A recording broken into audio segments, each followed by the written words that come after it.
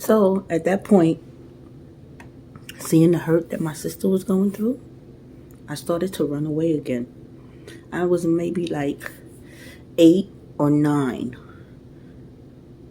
because at 10 we moved to Toms River that December, and I turned 10 in October. So I started to run away at about 8 years old. So if I was 8, she was like 10, going on 11, when all of this was happening. Now that I realized it, I ran away from home. I ran to my cousin's building and I hid under the staircase because my sister was hurting and I didn't know what I could do to stop the hurt. Despite the fact that she treated me like shit and kicked me in the stomach and pulled my hair and dragged me, she was still my big sister. And I still understood that her behavior was only because of the way they was treating her. I had that perception at a young age that they were treating my big sister like shit because I had already experienced love from my grandmother, my mother, and my father, and my both grandmothers and my grandfather back in Brooklyn. So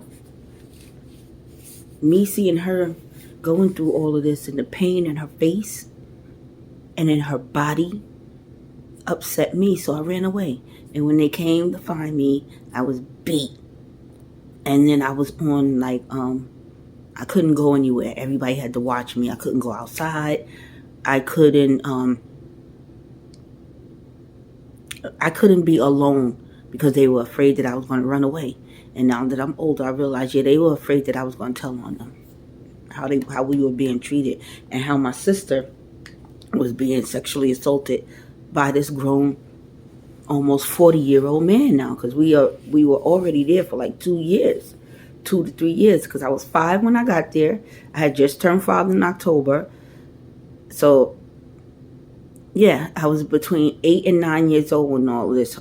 It started immediately when my sister got there, like I said. But when I started realizing, like, I was getting older, I was maturing, and I was seeing the pain that my sister was going through, it was hurting me too. So now, then there was talk about her being pregnant by this kid. And they was trying to get her on birth control, but I don't know what happened after that. But prior to all of that happening, the target of all of the abuse seemed like it was me. Because I was very spoiled. I was my grandmother's baby, my aunt's sister, my father's youngest child, my mother's youngest child from my father. And I was really spoiled. My grandmother on my father's side spoiled the hell out of us. She picked us up every winter, spring, summer, fall, whatever. She picked us up all the time. And she flourished us with beautiful clothes from expensive stores.